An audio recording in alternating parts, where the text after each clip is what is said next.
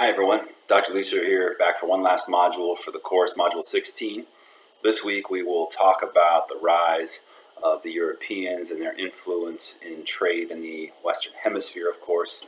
Their exploration out into the Atlantic Ocean was due in part to a couple of factors.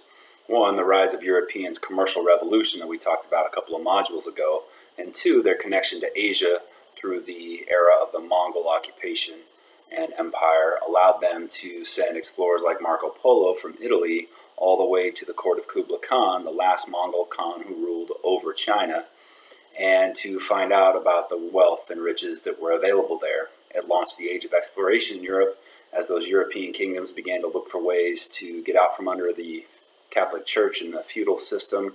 Monarchs wanted to exploit trade and find a way to monetize it, so they began to fund these trips. And of course, we know that Columbus sailed west and ended up in the New World, or the Novus Mundus, as it was called at the time in Latin.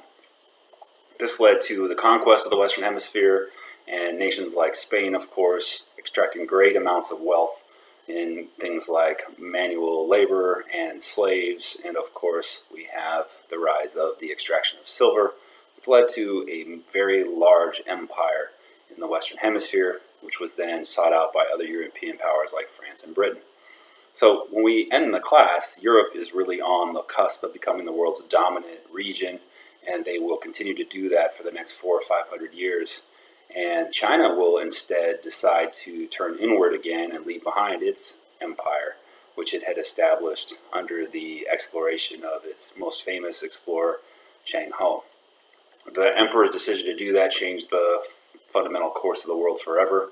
In fact, many scholars believe that had that not happened, the Chinese would have found North America long before the Europeans did, and then imagine how different the world would be today. I look forward to seeing what you guys come up with for this last and final module, and of course, good luck on your final paper. I hope that you have worked hard on that, and I look forward to reading all of those, of course. Best of luck to all of you, and if you have any questions or concerns, please do reach out to me. Thank you again for a great class.